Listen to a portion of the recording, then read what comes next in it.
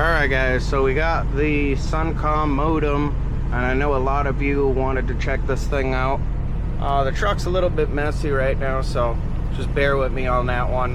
Just did some AC work, a few other things here. We're going to unbox this real quick, and then we are going to make a video of how exactly to set up this one. This would be a higher end alternative of the other video that I posted about the Nighthawk M6 Pro, I believe it was, or the other Nighthawks. This one's gonna be much higher end with a much better modem that's gonna get a better speed, basically. Plus a few other features, and we'll go over that all in a minute. So we are going to unbox this guy here. All right, so I took the wrapper off real quick, and this is the first time I open it up, so check out this beautiful thing. Man, these are likely some of our connectors. The actual modem, which is pretty heavy actually. So we got some Wi-Fi ports. These are all cellular connections, all our 5G ports, which would include 4G. What's cool about this one, this is a 2.5 gigabit per second Ethernet port, which can be used for local area like a PlayStation or something, or it can be just used for an internet cable. There's multiple uses for that. Then we got two regular connectors for 1 gigabit per second. Got a power jack here, SIM slot 2, SIM slot 1. I don't know what these are. We got some kind of mesh button and a reset button, and it looks like a little ground screw. And then on this side we also have two more Wi-Fi connectors, and here is the front of the unit. We've got a power light, a Wi-Fi light, 4G light, and a 5G light. And then the bottom half of it, which looks like it's got your Wi-Fi login password, a couple other things like that. So, and I just lost one of the little connectors, but that's okay. Here's the little connector, put that over here for now. And then we've got all of our antennas neatly packed too. I actually like the presentation to that. They seem like pretty good quality antennas as well, and they are labeled. As you can see, that one says 2.4. So some of these are going to be 5G. Yeah, there's a 5G one. So we got this last box, and then we will connect it up, and we're going to work on programming it. So here we do have a power cord, and it looks like that's it. So there are no Ethernet cables, which is fine. I actually have quite a few Ethernet cables, and just to check, there is nothing underneath of it. So I'm going to go ahead and pull these caps off, set up the antenna, show you what it looks like real quick, and then we'll hop on the computer and go ahead and program this thing. Alright, so I put a 2.4 gigahertz antenna, then a 5 gigahertz, 2.4, 5 gigahertz, and then just all the ones labeled as 5G in the back. I'm not exactly sure how the Wi-Fi ones go, but that should work good. And I did just plug it in, so it's booting up. Just wanted to show you how this unit actually looks. It's pretty cool. We are going to grab the computer and let's get it set up. Okay, so real quick, the password for the Wi-Fi network that it makes is 123456789, and this was the name that I got. If you can see that, there'll be a one that has the 5G near the end and one without it, actually right there. So the website that you're gonna go to is 192.168.88.1, and your password for the login is just, and you can't see that, but it's just admin. I'm going to go ahead and switch over to the computer's camera, and we're going to continue on from there.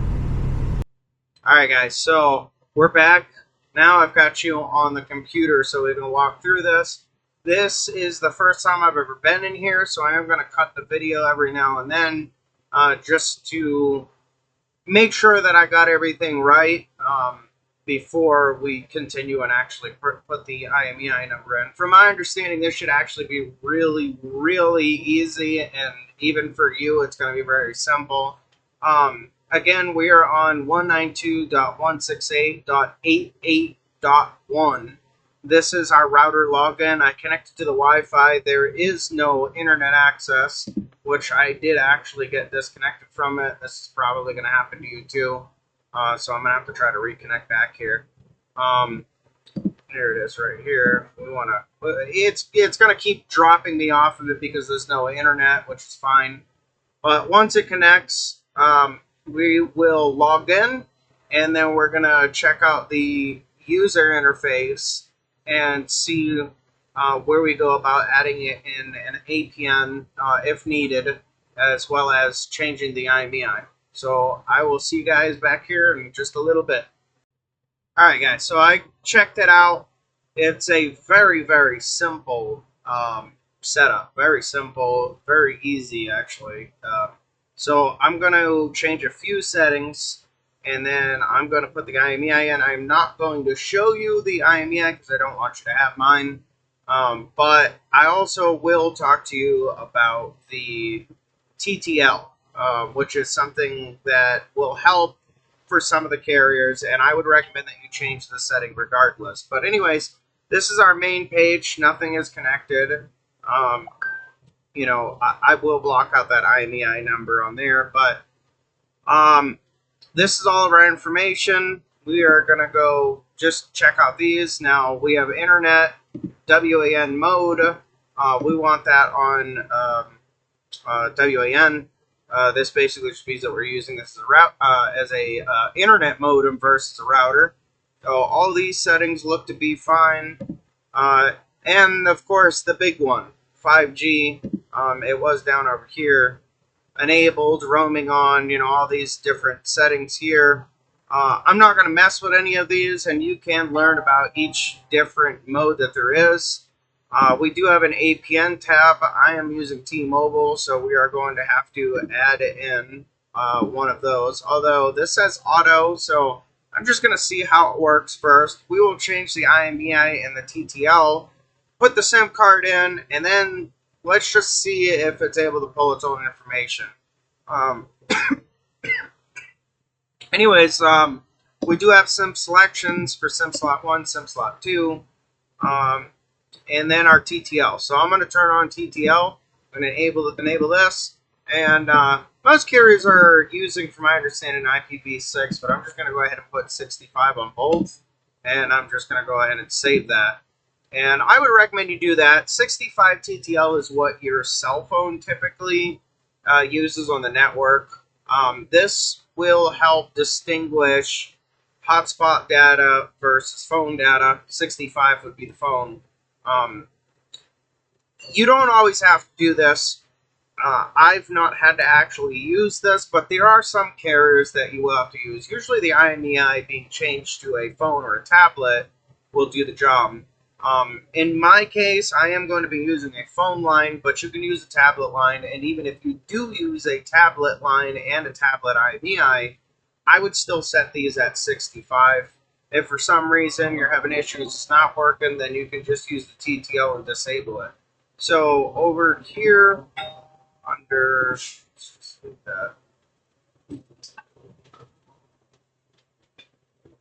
under our AT commands, this is the section that I'm going to go ahead and put in the new IMEI from the old hotspot that I have here. And then once I change that, I will put the SIM card in, and then we'll go from there. Alright guys, so it's been a good hour or so. I did mount it. You can't see it. I will show you a picture of that, but I did mount it up against the wall. I did run some tests. I want to show you here. You can see I'm going to block out the IME and the phone number as well as the ICC ID, but you can see the other info here, the cell ID. My signal's pretty rough. This area that I'm in right now, it's got terrible T-Mobile service. However, check that out. I ended up getting 305 down. Now I know the ping's real high and the uploads, but I am beyond impressed with this setup. The internet that's inside has about I think a waveform antenna, and it's hooked up to a much older modem, and the internet speed is so bad over there. But it does help, and I usually average around 150 megabits down inside. I see now it dropped down a little bit. We're at 198. But of all these tests, the highest I got was 350 down, and the lowest I think was about 130, which in this area, that is really good because my cell phone can't even get signal, and yet this thing, it can. So this is awesome. Things that I had changed. The APN I mentioned earlier, I want to check it. I did not change anything. I just left it on auto, and it seemed to connect to T-Mobile just fine. There was no issues. And so the only thing I changed was the TTL, and then I changed under AT commands. I just entered the IMEI right in this box. I click edit, and done. It just worked just like that. Done deal. There are some extra settings here, like band locking, where you can lock specific bands, which is pretty handy. Whereas the Nighthawk M6 does not do that. And I actually have, that one's disconnected, but this was the old setup. But yeah, I would say, you know, it's got a lot of options. It has a built-in fan. You can actually even change the temperature before the fan kicks on. The Wi-Fi, just all the extra settings that we have here. And so far, I mean, I realize I just put it up, but this thing is awesome, guys. This is, wow. I want to say the unit was about 400 bucks, 380, somewhere around there. It does ship out from China.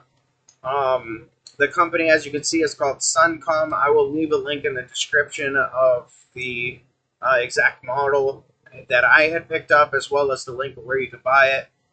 How long did it take to get it? So the Alibaba website said that it was going to be about a month.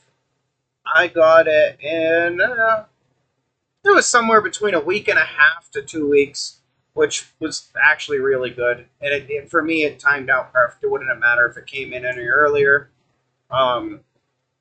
Yeah, guys, I'll make another video, just do a little update and more of a review of how the unit works.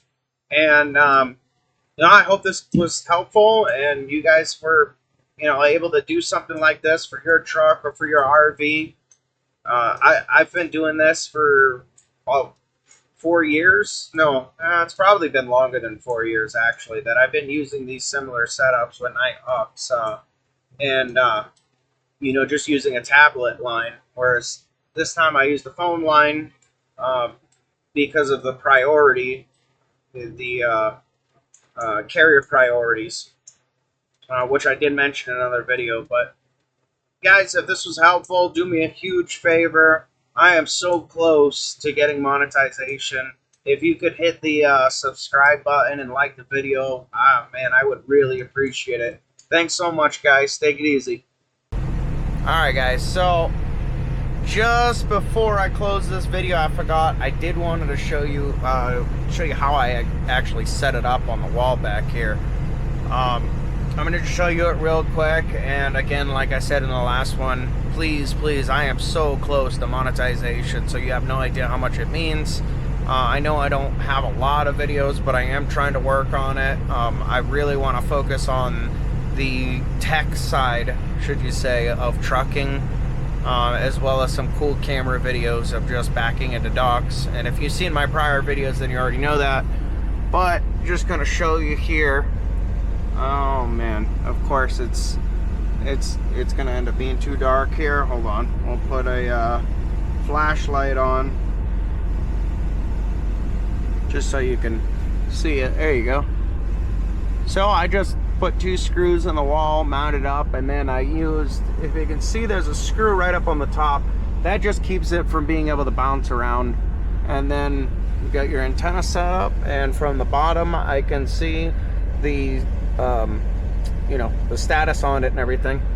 But I think it looks pretty good mounted right there. What do you guys think?